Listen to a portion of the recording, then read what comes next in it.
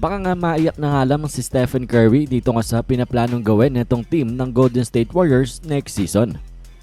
Well, I think alam nyo naman na medyo may hidwaan nga at may mga rumor na lumabas na itong nakaraang mga linggo patungkol nga dito kay Stephen Curry at sa Golden State Warriors, kung saan medyo hiwalay na nga talaga ang kanilang plano sa team. Sila Stephen Curry, sila Draymond Green wants to win now, samantalang ang Golden State Warriors is prioritizing their future.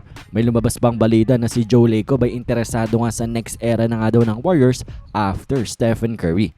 And well, mukhang nagkaayos naman na sila dyan nang dahil in-express na rin ni Stephen Curry na itong nakaraan na gusto niya nga doon na magstay sa Golden State Warriors despite na maraming interesadong NBA team sa kanya na kuhanin siya away from Golden State.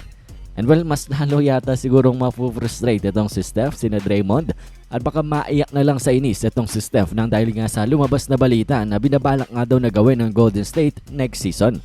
Sabi dito, the Warriors were warned na ito nga daw paparating na season was lining up to be a gap year, with the team prioritizing internal development over external addition. And well, basically ang meaning ng gap year ay walang expectation, just playing for the sake of playing and participating, at para bang very casual at hindi intentional ang approach ng Golden State Warriors sa paparating na regular season na ito. Kumbaga masasabi nga natin na itong paparating na season will be a wasted season para nga sa karir neto ni Stephen Curry.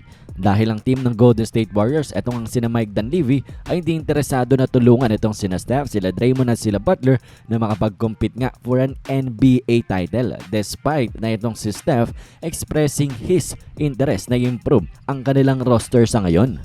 Kaya nga galit na galit ang maraming Warriors fans dito nga sa balitang ito, dito sa reply section ng report na ito, nang dahil nag-aaksaya nga lang daw sila ng panahon dito nga sa karir ni Stephen Curry. And definitely we can agree naman dito nga sa maraming Warriors fans sa kanilang frustration at kanilang pagkainis dito nga sa team ng Golden State Warriors, sa kanilang front office, nang dahil talaga namang hindi forever si Stephen Curry na will be playing at a high level.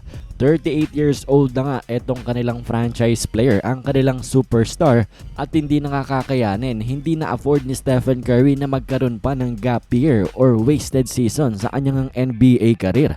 Kaya nga wag na rin tayo sigurong magulat kapag nagkatotoo yung prediksyon ng maraming NBA executive, mga GM, patungkol nga dito sa sitwasyon ni Curry sa Warriors, na baka mag-request na lang siya ng trade away from his original team nang dahil nga hindi talaga siya tinutulungan and basically wasting his last chapters dito nga sa kanyang NBA career by being a middle of the pack team lamang.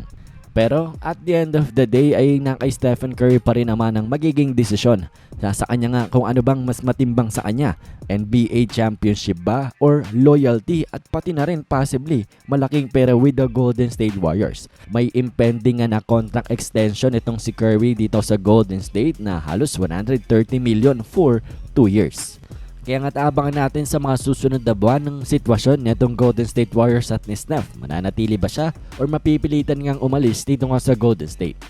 Anyways, kayo ba na bang masasabi nyo dito? Anong inyong opinion? Komento nyo lamang yan sa ating comment section.